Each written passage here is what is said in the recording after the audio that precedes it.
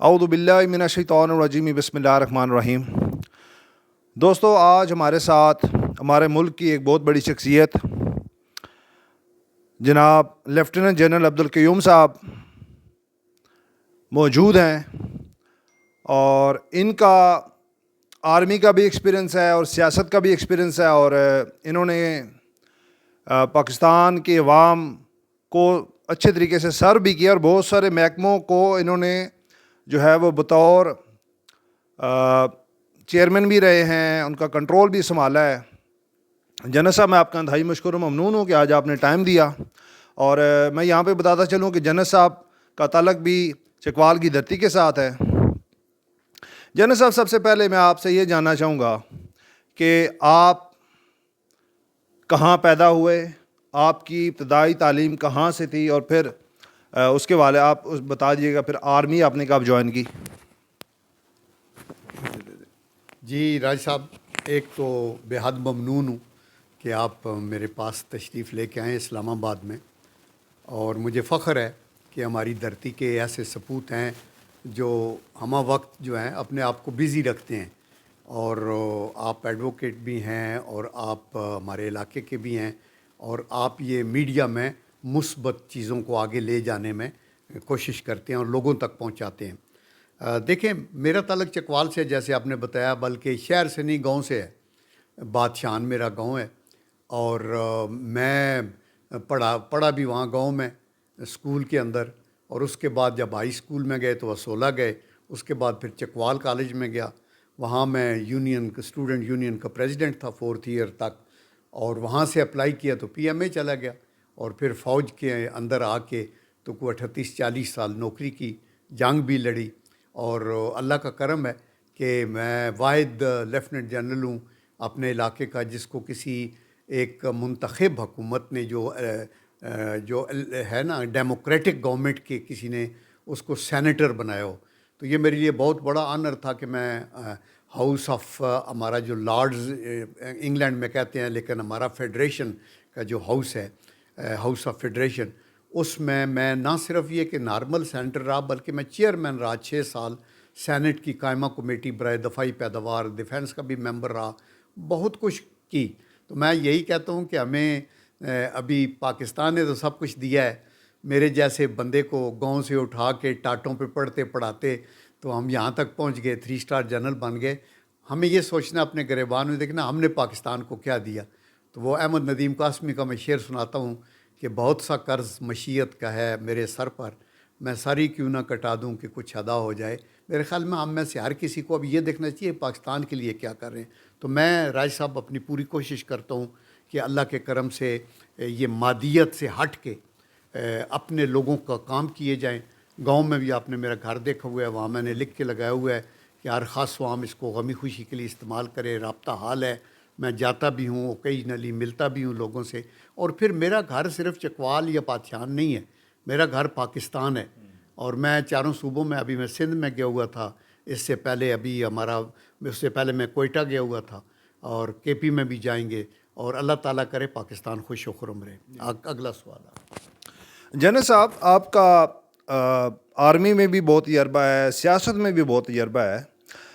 آپ کے تجربے سے فائدہ اٹھا کے میں آپ سے یہ پوچھنا چاہوں گا کہ جو احباب، جو شخصیات الیکشنز میں اپنے آپ کو پیش کرتے ہیں، جنرل الیکشنز میں، اور وہ بڑے دعوے کرتے ہیں کہ ہم یہ کر دیں گے، میں کسی کا نام نہیں لینا چاہتا، میں جنرلی بات کر رہا ہوں، لیکن جنرل صاحب دیکھنے میں یہ ہے کہ حقیقی تبدیلی وہ نہیں لا پاتے۔ ان کو شاید وہ جن پارٹیز کے ساتھ وابستہ ہوتے ہیں ان کو وہ مجبور کرتی ہیں، یا جو انہوں نے اپنے الیکشنز کی کمپین کے دوران انہوں نے پیسہ خرچ کیا ہوتا ہے، وہ انفارچونیٹلی انہوں نے ڈبل ٹرپل جو ہے وہ اپنے ذاتی مقاصد کے لیے وہ استعمال کرنا ہوتا ہے۔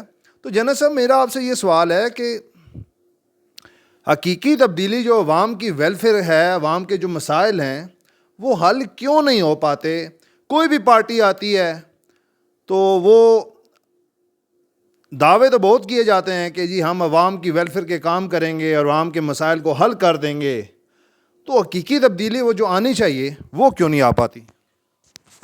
دیکھیں راج صاحب، بات یہ ہے کہ سیاست کے میدان میں بھی جیسے باقی پروفیشن ہیں، بڑے اچھے آنیسٹ لوگ ہیں جو اپنا پیسہ خرچ کر کے الیکشن لڑتے ہیں، اور پھر ان میں سے کچھ اچھے بھی ہیں جو پارلیمنٹ میں کنٹریبیوٹ کرتے ہیں.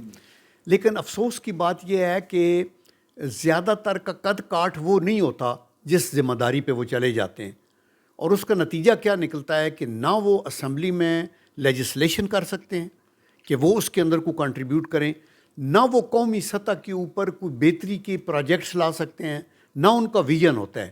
ان کی اسٹرینتھ کیا ہے؟ پیسہ، برادری اور ووٹ.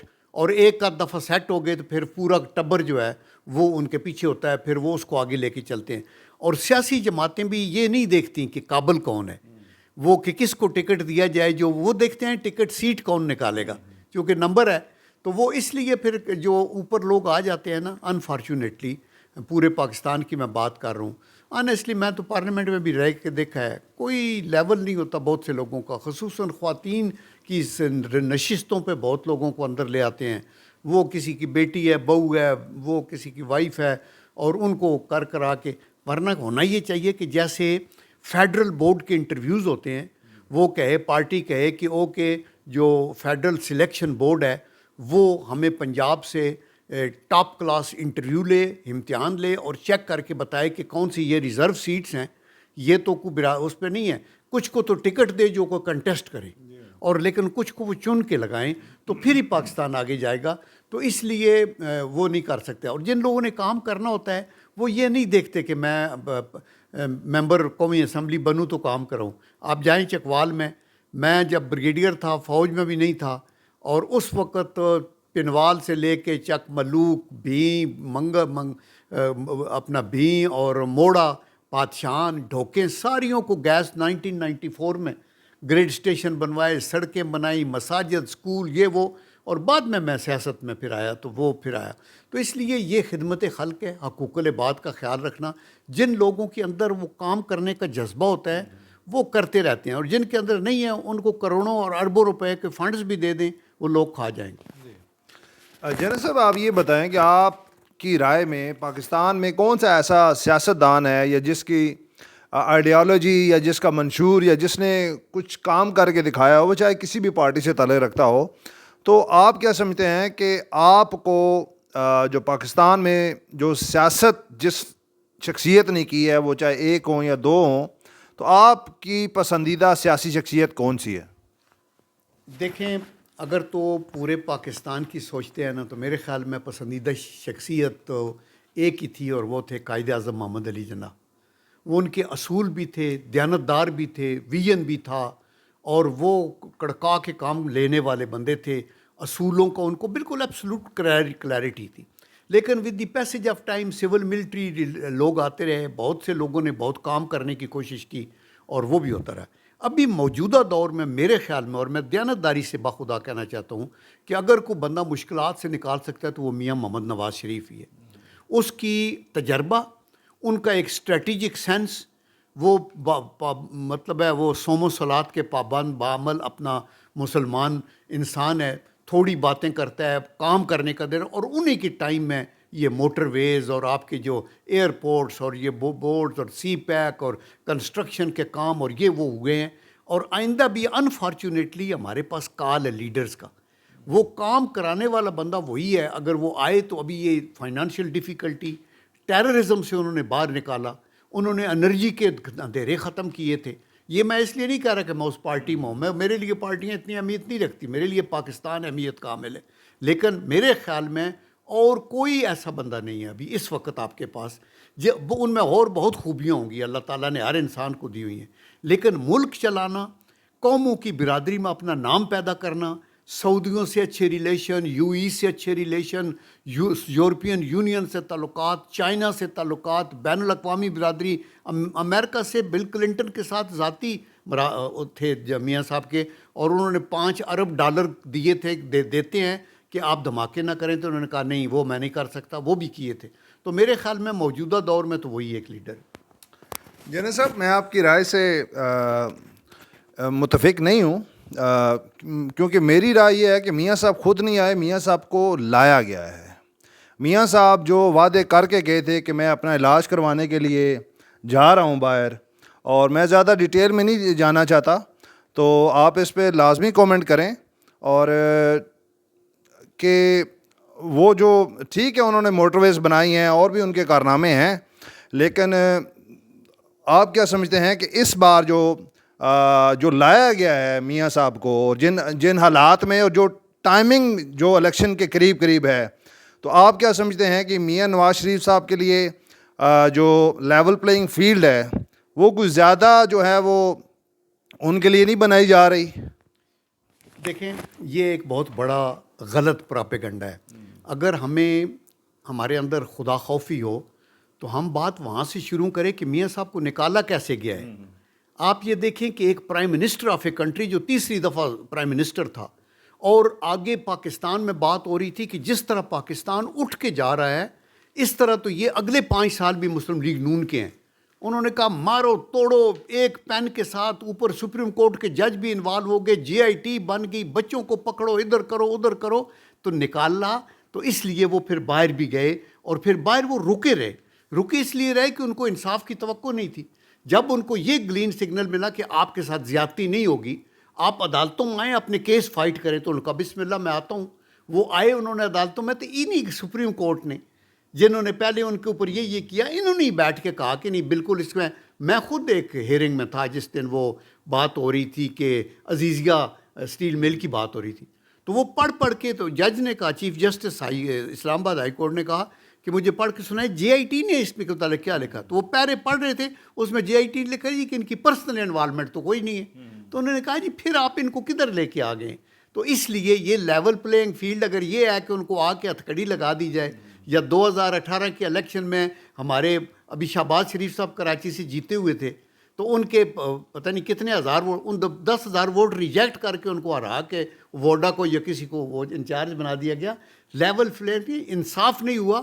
ابھی ان کو ایک اوپن جگہ ملی ہے اور وہ عدالتوں میں پیش ہو رہے ہیں, کسی نے معاف نہیں کیا. تو یہ میں آپ کو کہنا چاہتا ہوں, میں کبھی بھی غلط بات نہیں کرنا چاہتا. جی جنرل صاحب, آپ یہ بتائیں کہ آپ نے کہا کہ جنرلی جو ہمیں بتایا گیا ہے کہ وہ اپنا علاج کروانے کے لیے گئے میاں صاحب. اب آپ نے اس طرف گفتگو کی, تو میں بھی نیکسٹ کویشچن میرا یہ ہوگا کہ میاں صاحب جس طرح آپ بتا رہے ہیں کہ جی موٹر ویز بنائیں اور بہت سارے ترقیاتی کام کروائے انہوں نے, تو میاں صاحب وہ جو علاج باہر کروانے کے لیے گئے, تو وہ اپنے دور حکومت میں کوئی ایسا ہاسپٹل تعمیر نہیں کر سکے جہاں پہ وہ اپنا علاج کرا سکتے. اور آپ نے کہا کہ جو بہت سارے فیکٹرز اس میں انوالو ہوتے ہیں, تو آپ کیا سمجھتے ہیں کہ جو انہوں نے اسٹیمپ دیا کہ میں اتنے عرصے میں واپس آ جاؤں گا, اور پھر ساتھ یہ کہتے ہیں کہ جی ڈاکٹرز جب کہیں گے, تو وہ ڈاکٹرز مختلف نوعیت کے ڈاکٹرز ہیں, آپ اس حوالے سے کیا کہیں گے؟ دیکھیں, بات یہ ہے کہ ایک بات یہ لوگ کرتے ہیں نا کہ ملک کے اندر بھی اسپتال ہیں, اور یہ ٹھیک بات ہے, ملک کے اندر اسپتال ہوتے ہیں, آپ کا علاج کرتے ہیں. میاں صاحب کی یہ بات کسی کو نہیں پتا کہ پیچھے جب ایک دفعہ یہ انگلینڈ میں تھے, تو انہوں نے وہاں ایک ڈاکٹر کے پاس نارمل گئے, اور انہوں نے میرے خیال پیسر ڈالنا تھا, جس کی وجہ سے وہ پوری ان کی ناڑ پھٹ گئی اور زندگی موت کے اس چکر میں چلے گئے. اور پھر ان کو بڑی ڈاکٹر نے ہاتھ کھڑے کر دیے کہ میں کچھ نہیں کر سکتا. پھر انہوں نے ان کا علاج کیا, تو اس کے بعد پھر دوبارہ جب ان کو اس طرح کا پرابلم ہوا تو یہ انہی کے پاس جانا تھا. ایک تو بات یہ تھی, گئے تو اس لیے تھے پلیٹلیٹس گریں اور وہاں ڈاکٹر کے پاس علاج کرانا. سیکنڈ یہ تھا کہ آنے میں تاخیر ہوئی, جلدی بھی آ سکتے تھے, لیکن ان کو یہ پتہ تھا کہ اندر جو ادھر ماحول ہے, انہوں نے اگر آپ کو ناانصافی, اگر آپ کو پتہ ہو کہ وہاں آپ جائیں گے تو آپ کو کوئی بندہ جو ہے غیر آئینی طور پہ گولی مار دے گا, تو کیا آپ ادھر جائیں گے؟ انہوں نے اپنے طور پہ اپنا ٹائم لیا. وہ کہتے یہی رہے کہ علاج ہو رہا ہے, یہ ہو رہا ہے, لیکن ان کو یہ پتہ تھا کہ جب تک کہ یہاں ابھی جب عمران خان صاحب کی حکومت تھی, سارے بندے ان کے اندر تھے. مجھے خود پتہ ہے, شہباز شریف صاحب کو لاہور جیل میں بھیجا تو عمران خان صاحب نے رنگ کیا کہ اس کی کمر میں درد ہے, اس کو چارپائی نہیں دینی. مطلب اس حد تک جب تھے, تو پھر کون بے وقوف ہوگا جو اپنی گردن آ کے ایک جلاد کے آگے رکھے گا کہ تم مجھے مار دو. That is the reason. Now he has come, عدالتیں بھی موجود ہیں, بندے بھی موجود ہیں, وہ کیس ایسا لے آئے, اس میں سے کوئی بھی ابو نہیں ہے اس کے اوپر. جی جنرل صاحب, آپ کیا سمجھتے ہیں, تھوڑا سا لائٹر نوٹ میں بھی بات کرتے ہیں, کہ آپ کیا سمجھتے ہیں کہ آپ نے جو زندگی گزاری ہے, بطور ایکس آرمی آفیسر اور بطور سیاستدان بھی، تو پاکستان کی جو سوسائٹی ہے، پاکستان کا جو ماحول ہے، اس میں آپ کیا سمجھتے ہیں کہ کون سا ایسا، یعنی کہ میں یہ پوچھنا چاہ رہا ہوں کہ لوگوں کے ساتھ مل کے چلنا زیادہ بہتر ہوتا ہے، ان کی ہاں میں ہاں ملانا، یا آپ اپنی ایک آئیڈیالوجی کے ساتھ چلتے ہیں اور وہاں پہ بحث و تکرار بھی ہوتی ہے؟ آپ بھی پارٹیز میں رہے ہیں، تو آپ نے عمومی طور پہ کیا دیکھا ہے کہ اپنی رائے، جو ہو سکتا ہے کوئی بندہ صحیح بات کر رہا ہو، لیکن پارٹی نے دیکھنا ہے کہ ہماری فیور میں کیا بات جاتی ہے؟ دیکھیں، یہ آپ کا سوال بڑا ٹھیک ہے، اور بدقسمتی سے یہ بات ٹھیک بھی ہے کہ پارٹیوں کے اندر وہ لوگ وہی مانتے ہیں جو یس سر والے لوگ ہوں، جو ہاں میں ہاں ملانے والے ہوں، وہ لائل کنسیڈر ہوتے ہیں، اور جو کھری بات کریں کہ نہیں جی آپ یہ غلط کر رہے ہیں، اس کو وہ سمجھتے ہیں کہ یہ ڈس لائل ہے، یار اس کو تھوڑا پیچھے رکھو. تو میرے خیال میں یہ ہے. لیکن میں آپ کو یہ بتاؤں کہ میں بے نظیر بھٹو صاحبہ کے ساتھ تھا 3 سال ایز اے ملٹری سیکرٹری. اللہ گواہ ہے، وہ ابھی سچے جان میں، ہم ابھی ادھر ہیں. بخدا میں ان کے منہ پہ بہت سی باتیں بتا دیتا تھا الگ جب ہوتی تھی، چونکہ آبویسلی آپ لوگوں کے سامنے، اور اللہ تعالیٰ اسے بخشے وہ بات مان لیتی تھی میری، اور مجھے کئی دفعہ اور اسی وجہ سے ریگارڈ کرتی تھی بعد میں کہ آپ نے مجھے وہ بتایا تھا، وہ تو ٹھیک تھا. اسی طرح بھی میاں صاحب کے ساتھ میں ابھی جب انگلینڈ میں گیا تو 1 گھنٹہ بیٹھا رہا اکیلا، اور میں جو دل میں میری آئی میں نے ان کو کہی. اور میں نے یہ بھی کہا، میں نے کہا جی پریزیڈنٹ نکسن جو امریکہ کا ہے، اس نے اپنی کتاب میں لکھا ہے کہ جو لیڈرز ہیں ان کو آپ وہ بتائیں جو اس کے لیے ضروری ہے، وہ نہ بتائیں جو وہ سننا چاہتا ہے. تو میں نے کہا میاں صاحب کئی دفعہ کھری باتیں ہوتی ہیں، آئی ایم شیور آپ دیکھیں گے کہ بندہ لائل کتنا ہے اور یہ کیا رہا ہے.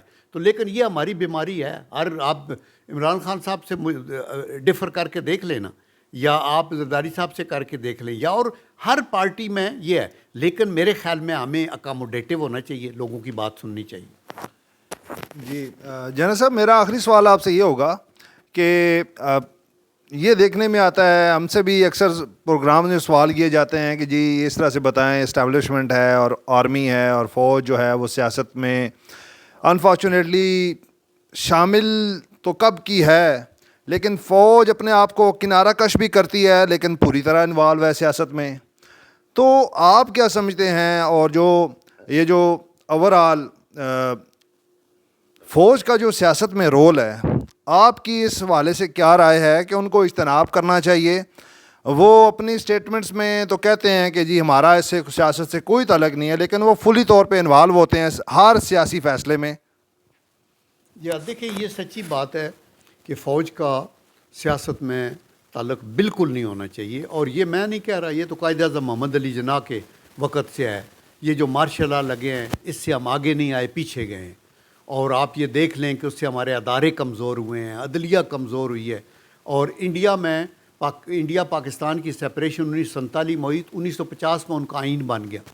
ہمارا آئین جا کے 1956 میں بنا، اور آ کے پھر ایوب خان صاحب نے 1958 میں پھر اس کا تیا پانچا کر دیا، اور 62 میں ایک نیا آئین دے دیا. اب یہ ہمارے پاس آئین ہے. میرے خیال میں فوج کو ڈیفنس کی ڈیوٹیز کرنی چاہیے، سیکیورٹی کی کرنی چاہیے. لیکن پاکستان کی جو موجودہ حالات ہیں نا، اور جو ہماری لوکیشن ہے، اور جو قومی سلامتی پہ حملے ہیں اندر سے اور باہر سے، ٹیررزم کے، ادھر کے ادھر کے، اور جس قسم کی کئی دفعہ کھچڑی پکتی ہے، لوگ مطلب ہے ملکی سلامتی پہ حملہ، مثلا اکانومی تباہ ہوتی جائے گی تو ڈیفنس کدھر سے آئے گا آپ کے؟ تو اس لیے ان کو انوالو ہونا پڑتا ہے. لیکن وہ involve under the government, subservient ادارے کے طور پہ گورنمنٹ کو فیڈ بیک کریں. اگر گورنمنٹ نے ان کی ڈیوٹی لگائی ہے نا کہ ٹھیک ہے، آپ in addition to your defence training آپ ریٹائرڈ لوگوں کو لگائیں، فوجی فاؤنڈیشن کو لگائیں، اور ایگریکلچر میں ہمیں ریسرچ میں کوئی مدد کریں، تو وہ اگر کچھ کر سکتے ہیں ریٹائرڈ لوگ تو کریں. سرونگ لوگوں کا کام صرف بارڈروں کا تحفظ کرنا ہے، اور وہ کر رہے ہیں. تو میں آپ کا بہت مشکور ہوں راج صاحب، آپ نے کڑاکے دار سوال کیے، اور میں نے جو میری بساط تھی میں نے اس کے جواب دیے. تو بہت آخری سوال جنرل صاحب میرا آپ سے یہ ہوگا لائٹر موڈ میں، کہ انسان کی شخصیت کو بہتر بنانے کے لیے آپ کیا سمجھتے ہیں؟ آپ بھی بکس پڑھتے ہیں، کتابیں ہیں، میوزک ہے، اور اس حوالے سے آپ کیا سمجھتے ہیں کہ کسی بھی انسان کی جو شخصیت ہے وہ اس کو کس طریقے سے امپروو کر سکتا ہے، اپنا نالج کس طریقے سے بڑھا سکتا ہے؟ آپ یہ کائنڈلی بتائیں کہ کون کون سی ایسی چیزیں ہیں جو انسان کو کرنی چاہیے. دیکھیں، سب سے پہلے تو آپ کے اندر خدا خوفی ہونی چاہیے کہ یہ دنیا جو ہے یہ بڑی عارضی ہے اور میں نے چلے جانا ہے، اور انویسٹمنٹ فائنل ہو تو اچھا انسان ہونا ضروری ہے، اچھا انسان ہونا۔ دوسرا یہ ہے کہ یہ رینک اور عہدے یہ اپنی طور پہ آپ کو اس دنیا میں عزت تو دیتے ہیں، لیکن اللہ کے آگے افضلیت کا معیار یہ نہیں ہے کہ جنرل کون ہے یا منسٹر کون ہے یا لینڈ لارڈ کون ہے۔ اللہ کے آگے افضلیت کا معیار یہ ہے کیا آپ کو جو کام ملا دیانتداری سے آپ نے کیا اس کو۔ میں خدا کے کرم سے پڑھتا ہوں، لکھتا بھی ہوں، یہ کتابیں بھی پیچھے جو آپ دیکھتے ہیں یہ میری اپنی ہیں، 5-6 کتابیں میں کر چکا ہوں، کالمز لکھتا ہوں، ٹی وی ٹاک شوز۔ ابھی آپ میرے پاس آئے ہیں تو آپ نے کوئی میرا ٹائم بک کر کے مجھے پیمنٹ تو نہیں کی کوئی انٹلیکچوئل ورک کی، ٹھیک ہے نا؟ اور یہ خدا واسطے ہے نا کہ میں اپنی طور پہ آپ کے تھرو اپنے ویوز دوں اور لوگوں کو حق ہے کہ وہ کہہ نہیں یار یہ جنرل صاحب تو غلط کہہ رہا ہے، یہ تو فلاں جگہ پہ ہو، اور ہم ٹی وی پہ لائیو شوز میں ان کے آگے پیش ہوتے ہیں۔ ہمارا جتنے ایسٹ ہیں وہ انٹرنیٹ پہ لگے ہوئے ہیں، اللہ کا کرم ہے۔ اور آپ ہمارے چکوال سے ہیں، آپ میرے گاؤں کو بھی جانتے ہیں، میرے گھر بھی شاید گئے ہوئے ہیں۔ آپ یہ دیکھیں کہ وہ کہتے ہیں نا دائی سے آپ پیٹ نہیں چھپا سکتے، اگر کوئی وہاں حرام کی ایک اینٹ بھی لگی ہوئی ہے، کسی کا ناجائز کسی کا میں نے کیا ہو، کوئی مال بنایا ہو، کچھ ہے تو آپ کے سامنے۔ تو اس لیے میرے خیال میں یہ چیزیں، ایک اچھا انسان ہونا، ایک اچھا پروفیشنل ہونا، اور ایک عجز اور انکساری والا بندہ، اکڑ بھی جو ہے وہ ٹھیک نہیں ہوتی۔ بہت مہربانی۔ بہت بہت شکریہ جنرل صاحب۔ دوستو میں آپ سے یہ گزارش کروں گا کہ میرے چینل کو لائک کریں، سبسکرائب کریں اور شیئر کریں۔ اللہ تعالیٰ میرا اور آپ کا حامی و ناصر ہو۔ پاکستان زندہ باد۔ بہت بہت شکریہ جنرل صاحب۔